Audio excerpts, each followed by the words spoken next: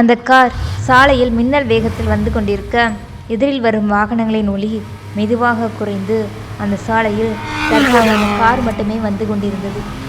தூரத்தில் யாரோ நிற்பது போல தெரிய காரை ஓட்டியவன் அருகில் இருந்த தன் கேர்ள் ஃப்ரெண்டை பார்த்தான். என்ன பேபி, ஏதோ திருடம் போல தெரியுது, அடிச்சு தூக்கிடவா? தூக்கலாமே என்றாள் அவள். அவள் சொல்வதற்கு ஏற்றாற் போல காரின் வேகத்தினை இன்னும் அதிகமாக்கினான். ஆனால் கார் அந்த உருவத்தின் அருகில் வந்து நின்றது. எதிரில் இருந்தவனோ தன்னிடம் இருந்த துப்பாக்கினை எடுத்து, ஏய் வெளியில வா என காரில் இருந்த அந்த பெண்ணை நோக்கி காட்டினான்.